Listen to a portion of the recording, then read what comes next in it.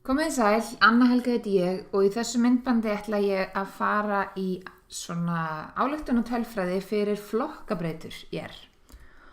Og áður en við svona byrjum á því þá skulum við opna R Studio og ef þið eruð sem sagt með opið síðan síðast þá getið þið bara lokað því. Hérna eru einmitt skrátna sem við vorum með opna síðast. Að því að ég ætla að búa núna til nýtt verkefni og ég fer hérna í File og New Project alveg eins og við höfum gert áður og ég ætla að búa núna til verkefni sem heitir ályktunar og Create Project. Við fáum hérna alveg nýja vinnulótu, vinnusvæðið okkar er tómt og við förum í File, New File og R-skrift og setjum hérna. Nú er við komin ágúst. Geymum þetta, ég ítti bara Ctrl og S og ályktunar tölfræði og við bætist .r. Nú, vinnusvæðið okkar er tómt. Þannig að og við ætlum að halda áfram að vinna með púlsgögnin, svo nú þurfum við að byrja á því að ná í púlsgögnin og gera allar þær breytingar á þeim gögnum sem við gerðum hérna áður. Og þetta er eitthvað sem maður gerir oft, að nær sér bara svona í gamlar skipanir, kópirðar þær og förum hérna í Open File og við ætlum bara að förum hérna í lýsandi verkefnið. Og þar áttu við skipanaskrá sem heitir lýsandi _ pröfa. Það var með þeim fyrstu, ekki satt. Og hér skulum við, byrjum nú svo við gleymum því ekki, að ná í pakkana og keyrum þá bara snöggvast. Það eigum til að gleyma því.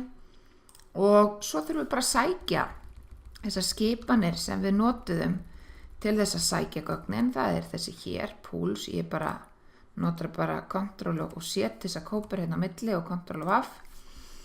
Hér erum við bara að búa til einhverjar töflur, þurfum ekki á þessu að halda, en alls þar þurfum að búa til nýja breytur eða breyta einhverju að þá skulum við nú sækja þær og látum okkur sjá, ég tek svo kannski aðeins til í svo eftir. Þurfum ekki að kópir allar myndirnar, þar erum við ekki að búa til neitt í nýttu gögnunum okkar. Þarna vorum við bara að æfa okkur. Er eitthvað meira hérna? Jú, hér bjuggum við til líkansrætt flokkur, skulum sækja það líka. Ég held að þetta sé þá komið. Hér vorum við bara á okkur. Svona, komið. Tökum aðeins til. Nú ætlum við bara að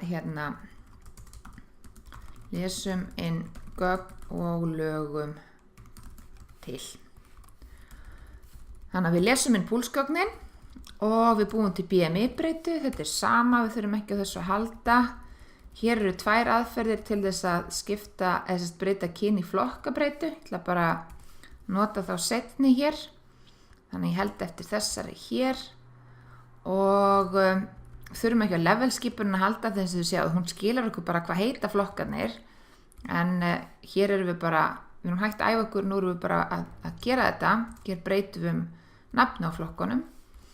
Hér bjuggum við til hæð flokkur og aftur við þurfum ekki á levels að halda því við getum keyrt hana núna. Hún segir okkur bara hvað flokkarnir heita en þessi skipun breytir nafnun á flokkunum. Keyrum hana. Hér vorum við nú að við getum svo sem haft þetta með, það er alltaf læg. Breytum röðuninni og við búum til þess að litlu þarna sem voru bara tveir flokkar, það er alltaf læg að búa hana líka til ef við notum hana einhvern tímann á eftir.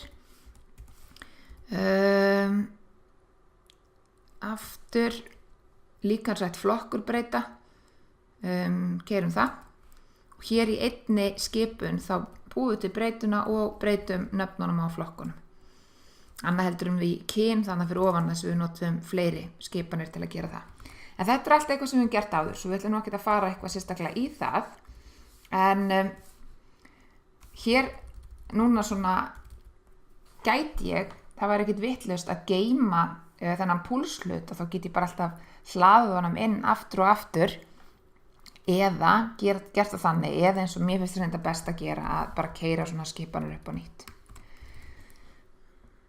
Flottir, þá erum við bara tilbúin í að fara að skoða ályktunartölfræðina. Við ætlum að nota þess að púlsgögnin og ályktunartölfræði, hún gengur út á það að við höfum eitthvað þýði, svo tökum við úrtak úr þýðinu og við ætlum að reyna að nota þetta úrtak og við getum gert það ef við höfum gert þetta allt saman skynsamlega, getum notað úrtakið til að álykta fyrir þýðið í heild sinni. Og nú höfum við þessi púlsgögn, svo annarkvort getum við hugsað okkur að gagnatablan sem við höfum með 471 einstaklingi sé í raun slembu úrtak úr þýðinu háskólanemar. Við gætum bara ímyndað okkur það bara til þess að geta nýtt þessi gögn, en það nú reyndar ekki alveg rétt. Þetta eru bara gögn frá nemendum úr 2 námskeiðum einhver ákveðin ár. En við skulum kannski bara í staðinn að hugsa okkur að þessi gögn sem við höfum hér, 471, að nú séum við bara með gögn fyrir allt þýðið og það náttúrulega erum við, ef við hefðum svoleiðis, ef við værum með mælingar á öllu þýðin okkar, þá þyrftum við ekkert að gera neina ályktunartölfræði.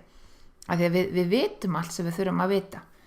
En hér bara þannig að við getum notað þessu gögn, þá hugsaum við okkur bara að nú tökum við slembu úrtak úr þessu þýði, þá getum við líka æft okkur í einni skipun sem við lærðum síðast og ímyndum okkur þá bara við höfum bara þessar 100 línur og nú ætlum við að nota þetta úrtak til þess að segja eitthvað um allt þýðið sem við þá í rauninni höfum, en við ætlum að ímynda okkur að við höfum ekki. Þannig að byrjum á því að nota sample_n, við rifjum upp að hún tekur úrtök eða sem sagt velur handahófskennt línur úr gagnatöflu. Þannig að við förum hér og ef þið viljið fá nákvæmlega sömu einstaklinga og ég, þá skulum þið keyra set seat hérna undan og púls.úrtak, við ætlum að nota sömu, notaði púls.úrtak og við notum sample n og við þurfum að tilgreina hvaða gagnatöflu ætlum við að taka úrtak úr, við ætlum að taka úrtak úr púls og við ætlum að taka 100 línur.